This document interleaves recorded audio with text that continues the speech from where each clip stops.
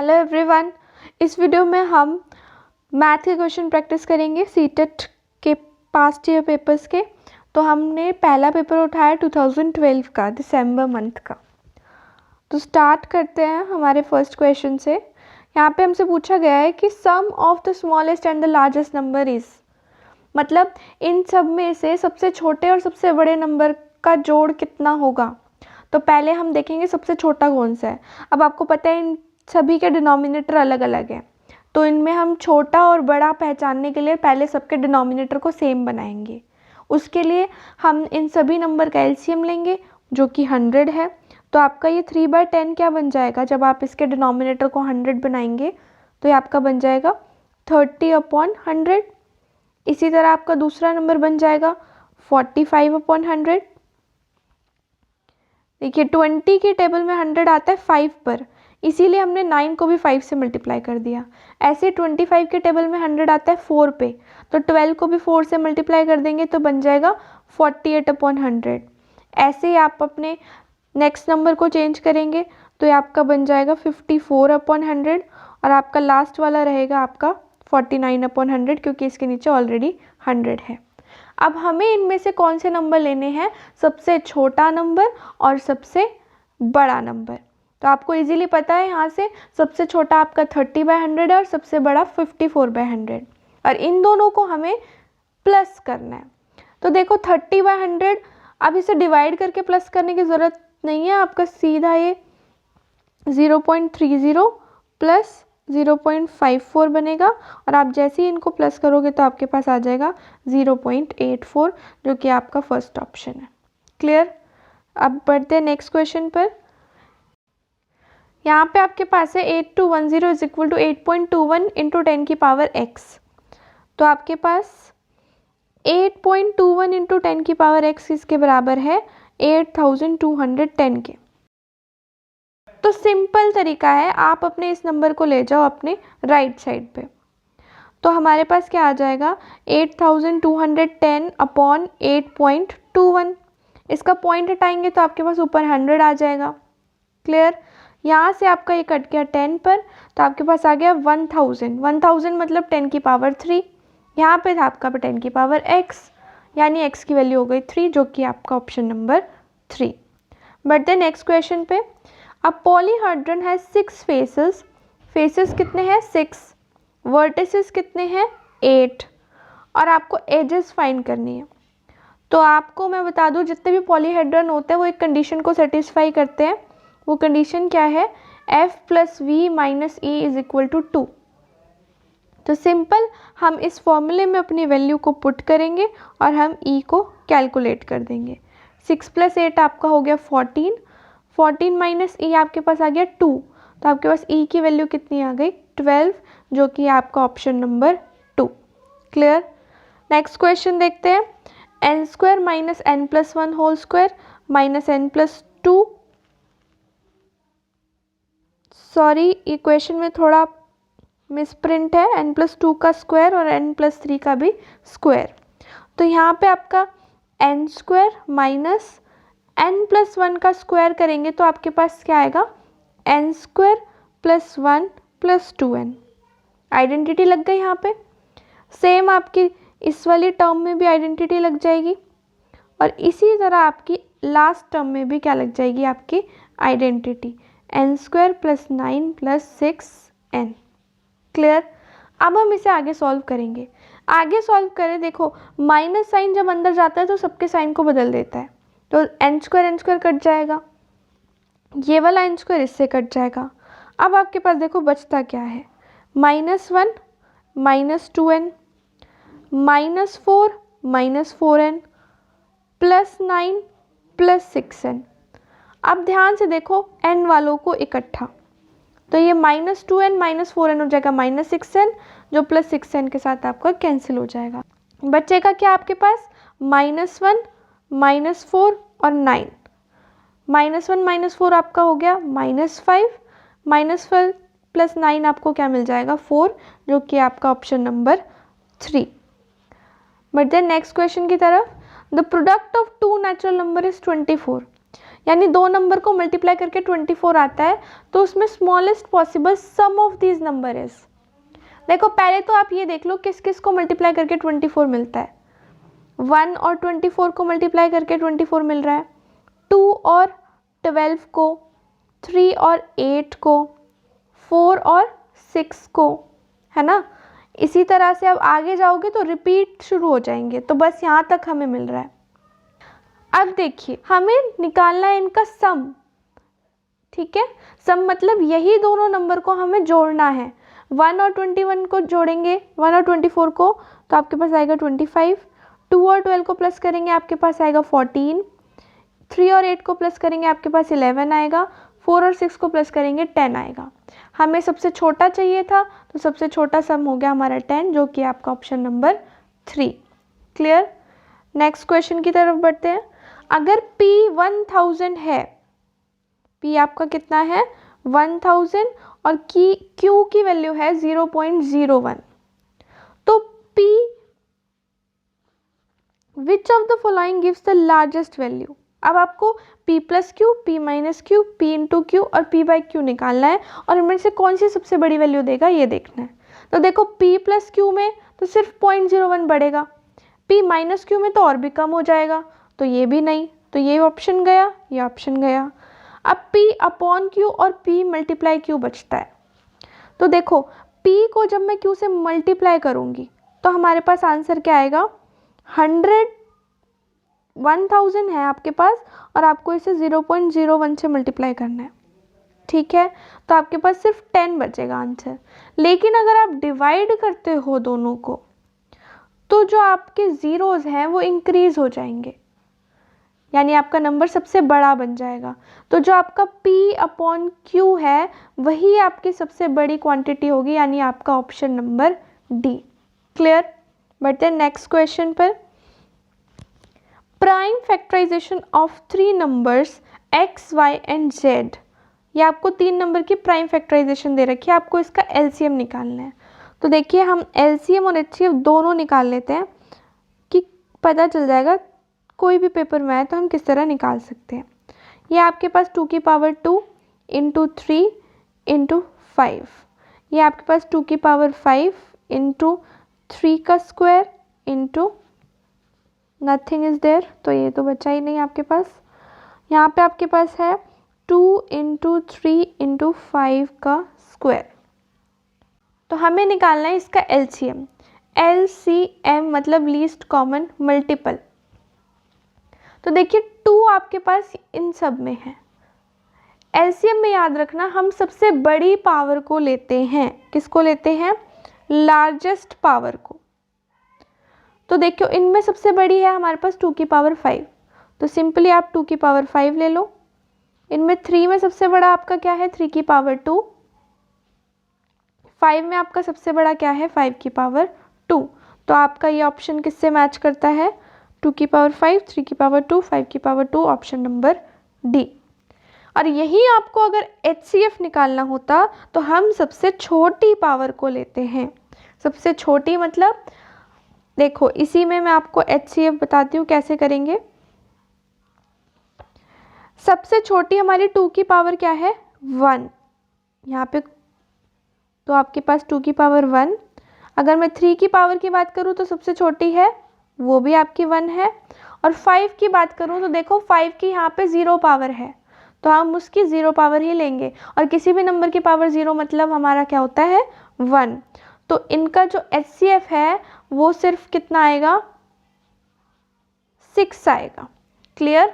लेकिन LCM में हम सबसे बड़ी पावर को लेते हैं, लीस्ट कॉमन मल्टीपल। बढ़ते हैं नेक्स्ट क्वेश्चन पर। ये कहता है product of mean and median of the numbers. ये आपके पास 4 नंबर हैं, इनका मीन और मीडियन निकालना है, और जो आंसर आए उसका आपको प्रोडक्ट निकालना है, यानी उनको मल्टीप्लाई करना है। तो देखो मीडियन पहले बात करते हैं। मीडियन होता है मिडल वैल्यू, लेकिन वो मिडल वैल्यू हम कब ढूंढते हैं, जब हम इसको असेंडिंग ऑर्डर यानी छोटे से बड़े की ओर अरेंज कर देते हैं। तो आपके अरेंजमेंट ऐसे होगी 6, 8, 9, 11, 16। अब इसमें मिडिल वैल्यू आपकी आपको पता है 9 आ रही है, तो मीडियन तो हो गया आपका 9।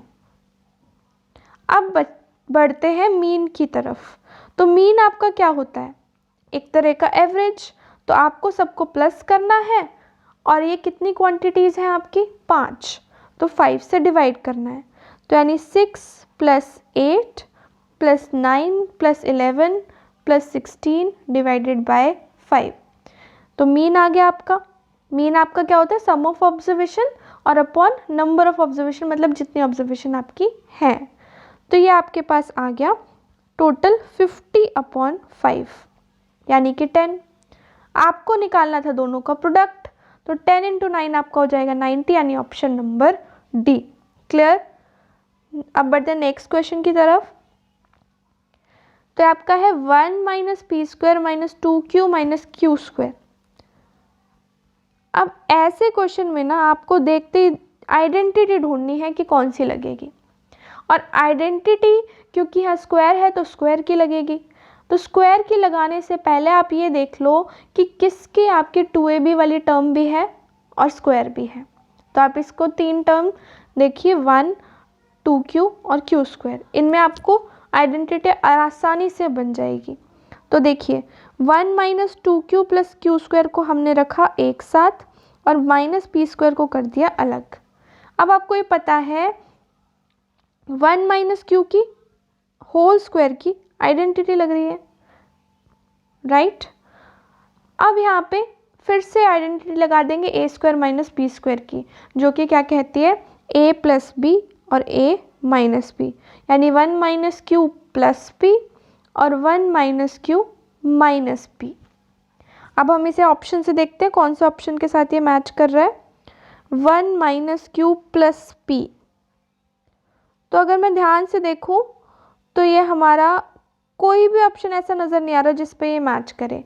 पर आपको पता है आप 1 - q के होल स्क्वायर को q - 1 का होल स्क्वायर भी लिख सकते हो। तो यहाँ 1 - q की जगह अगर आपको कहीं q - 1 नज़र आ रहा है तो हम उसे भी ले सकते हैं। तो देखिए q - 1 + p और q - 1 - p। तो ये आपका ऑप्शन नंबर 1 के साथ जा रहे हैं, तो यही आपका करेक्ट आंसर होगा। क्लियर? बढ़ते हैं नेक्स्ट क्वेश्चन की तरफ। Which of the following is true? देखिए यहाँ कह रहा है ये 0.4 का रूट 0.2 होता है। तो 0.2 और 0.2 को मल्टीप्लाई करके देख लो, आंसर आपको 0.04 मिलेगा। तो ये बात बिल्कुल गलत है। Next, sum of 2 square number is a square. 2 square number को अगर प्लस करें तो स्क्वायर बनता है। तो हम इसे चेक कर लेते हैं। देखिए 2 का स्क्वायर और 3 का स्क्वायर प्लस करते हैं तो आया 4 + 9 जो कि 13 आया है, और 13 हमारा स्क्वायर नंबर नहीं होता। तो ये बात भी क्या हो गई? गलत। आगे बढ़ते हैं। तो वो कह रहा है every rational number has its reciprocal. वो कह रहा है हर रैशनल नंबर का रेसिप्रोकल होता है। तो हम 0 को देख लेते हैं। 0 का रेसिप्रोकल होता है 1/0 जो कि नॉट डिफाइंड होता है। तो ये बात भी हो गई गलत। आगे बढ़ते हैं। आगे वो क्या कह रहा है कि x की पावर -3 होल की पावर -4 हमारा x की पावर 12 के बराबर होता है। तो हाँ, ये बात बिल्कुल सही है, क्योंकि ब्रैकेट के बाहर और ब्रैकेट के अंदर की पावर को हम कर देते हैं मल्टीप्लाई, जो कि हो जाता है x की पावर 12। तो हमारा ऑप्शन नंबर 4 एकदम सही है। बढ़ते हैं नेक्स्ट क्वेश्चन की तरफ। ये आपके पास एक नंबर है और आपको इसे फैक्टराइज करके ये फॉर्म दे रखी है। ये नंबर है हमारा 800670। तो देखो इसको जब हम एक्सपेंडेड फॉर्म में लिखते हैं तो 8 × सिंपल सी बात है 10 की पावर अगर हमें लगानी है तो देखो इसके बाद कितने ज़ीरोज़ आ रहे हैं, कितने डिजिट्स हैं? 5। तो 8 × 10 की पावर 5 प्लस 0 को हम नहीं लिखते, हम आगे 6 के आगे बढ़ते हैं। 6 के आगे आपके पास 2 डिजिट है तो 10 की पावर 2। फिर आपके पास 7 के आगे कितने डिजिट है? 1। तो 10 की पावर 1। अगर हम इसको इससे कंपेयर करें तो आपके पास x की वैल्यू आ गई 5, y हो गया आपका 2 और z हो गया 1। पर क्वेश्चन में तो हमसे x y z पूछे ही नहीं, हमसे पूछा x + y + z, यानी कि 5 + 2 + 1। तो आपका आंसर क्या हो जाएगा? 8, जो कि ऑप्शन नंबर सी। क्लियर? देखते हैं next question. Angle of isosceles triangle. देखो आपको पता है आइसोसेलेस ट्राइंगल आपका होता है जिसमें 2 एंगल बराबर होते हैं। तो हम फटाफट देख लेते हैं कहाँ दो एंगल बराबर है। तो फर्स्ट ऑप्शन में दो एंगल बराबर नहीं है, ये ऑप्शन गलत। तो आपके second option, third option, fourth, तीनों में ही दो एंगल बराबर हैं, तो अब तीन ऑप्शन तो आंसर नहीं हो सकते। तो हमें एक और प्रॉपर्टी पता है कि तीनों एंगल को प्लस करके 180 आना चाहिए। तो फटाफट चेक कर लेते हैं कि इन तीनों में से कौन से ऑप्शन में ऐसे वो एंगल हैं जिनको प्लस करके 180 आ रहा है। तो बी ऑप्शन देखिए, तो प्लस करके आता है 170, तो ये गलत हो गया। सी ऑप्शन देखिए, प्लस करके 160 आता है, तो ये भी गलत। डी ऑप्शन को प्लस करके आपका 180 आता है, तो ये आपका हो जाएगा सही। तो आपका आंसर क्या हो जाएगा? Option number D. Clear? Next question, total surface area of a solid cube is 24। तो अगर मैं क्यूब की बात करूं तो उसका टोटल सरफेस एरिया क्या होता है? उसके 6 से सरफेस होते हैं, तो 6 से स्क्वायर, वो हमें 24 दे रखा है और हमसे इसकी वॉल्यूम पूछ रहा है। वॉल्यूम तो हम तब निकालेंगे जब हमें इसकी एज पता होगी, तो हम फटाफट निकाल लेते हैं इसकी एज। तो एज आ गई हमारी 2। अब वॉल्यूम आपको पता है क्या होती है? ए का क्यूब, यानी 2 का क्यूब मतलब 2 × 2 × 2, जो कि आपको आंसर क्या देगा? 8, जो है हमारा ऑप्शन नंबर 2। क्लियर? बढ़ते हैं नेक्स्ट क्वेश्चन की तरफ। Circumference of the base of right cylinder is 132 centimetre. आपको पता है सिलेंडर का बेस कैसा होता है? सर्कुलर शेप का। इसका सर्कमफ्रेंस यानी 2πr आपको कितना दे रखा है? 132, और आपको इसकी हाइट दे रखी है 25। हमसे वो पूछ रहा है इसमें कितना पानी आ सकता है, वो भी लीटर में। कितना पानी आ सकता है मतलब क्वांटिटी, क्वांटिटी मतलब वॉल्यूम। तो हमें सीधे सीधे इस क्वेश्चन के अंदर निकालना क्या है? वॉल्यूम को निकालना है। ठीक है, तो देखिए वॉल्यूम के लिए हमें रेडियस पता होना चाहिए, तो रेडियस पहले निकाल लेते हैं 132/2π। अब हमने निकालनी है वॉल्यूम। तो वॉल्यूम का फॉर्मूला होता है हमारे पास πr²h।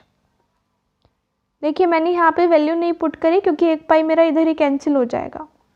तो पाई लिखा हमने, r का स्क्वायर मतलब 132/2π का स्क्वायर इंटू h। h आपको दे रखी है हाइट 25। तो यहाँ पे जब हम इसे सॉल्व करेंगे तो हमारे पास आएगा पाई इंटू, ये आपका कट के क्या हो गया? 66 का स्क्वायर यानी 66 × 66, और आपके पास यहाँ पाई स्क्वायर है और ये 25। एक पाई आपको कैंसिल हो जाए। अब आप पाई की वैल्यू रखेंगे तो सॉल्व करके आपको आंसर मिलेगा 34,650 सेंटीमीटर क्यूब। लेकिन अब हमें ये आंसर निकालना था लीटर में, तो लीटर में इसे कैसे कन्वर्ट किया जाए? तो 1 सेंटीमीटर क्यूब को लीटर में करने के लिए हम करते हैं 1000 से डिवाइड। तो आपका इसमें ऑप्शन कौन सा है? ये वाला, ऑप्शन नंबर सी आपका आ जाएगा जब हम इसे लीटर में कन्वर्ट करेंगे। क्लियर? बढ़ते हैं नेक्स्ट क्वेश्चन की तरफ। इस फिगर में आपके पास दो लाइन सेगमेंट है ACE BCD और आपको y की वैल्यू निकालनी है। तो हम पहले इस ट्राइंगल को देखते हैं। हमें दो एंगल दे रखे हैं, हमें पता है तीनों को प्लस करके 180 आता है, तो आप एंगल C आराम से निकाल सकते हो इन दोनों को प्लस करके और 180 में से माइनस करके। तो आपके पास आ जाएगा 40 डिग्री। अब ये वाला और ये वाला दोनों ही एंगल आपके कैसे हैं? Vertical opposite. तो अगर ये आपका 40 डिग्री आया तो ये एंगल भी आपका कितना हो जाएगा? 40 डिग्री का। क्लियर? अब बचा हमारे पास कौन सा एंगल? y। तो देखिए ये आपको दे रखा है 90 डिग्री, ये है 40, तो तीसरा आपको कैसे मिलेगा? फिर से 40 + 90 + y आपका होना चाहिए 180। तो y की वैल्यू कितनी आ जाएगी आपके पास? 180 - 130 यानी कि 50 डिग्री, जो कि है आपका option number C. Clear? Next question, minimum number of tiles each measuring 6/4 centimetre needed to form a square. एक स्क्वायर बनाने के लिए 6/4 सेंटीमीटर की कितनी कम से कम टाइल लगेंगी। तो पहले हम इसका एरिया निकाल लेते हैं। एरिया इसका होगा 24, ठीक है। तो देखिए ऑप्शन से इसका काम बड़ा आसान हो जाता है। हम क्या करेंगे, 24 को इन चारों ऑप्शन से मल्टीप्लाई करके देख लेते हैं। जिस भी ऑप्शन में हमें ये स्क्वायर मिल जाए, देखो मिनिमम पूछा इसने, तो हम सबसे पहले छोटी वैल्यू पे ही ध्यान देंगे। 24 इंटू 4 की अगर मैं बात करूँ तो क्या आएगा हमारे पास 96, और 96 तो हमारा स्क्वायर नंबर नहीं है, तो ये ऑप्शन कट। अब हम बात करते हैं 24 इंटू 6 की। तो जब हम 24 को 6 से मल्टीप्लाई करेंगे तो हमारे पास आएगा 144, जो कि हमारा स्क्वायर नंबर है। तो हमारा यहीं पे आंसर आ गया, क्योंकि इसने मिनिमम पूछा था तो हमें इन दोनों को चेक करने की ज़रूरत ही नहीं पड़ी। अगर आप देखना चाहें तो कैसे बनेगा, तो हमने क्या किया, इस तरह से 6 4 की टाइल लगाई, फिर यहाँ पे 4 6 4 6 दोबारा, फिर ये, तो हमारे पास ये क्या बन गया, एक स्क्वायर। तो 6 टाइल में हमारा काम हो गया। क्लियर। तो ये था हमारा लास्ट क्वेश्चन 2011 के क्वेश्चन पेपर को। तब तक के लिए keep studying, keep watching, and don't forget to like, share and subscribe.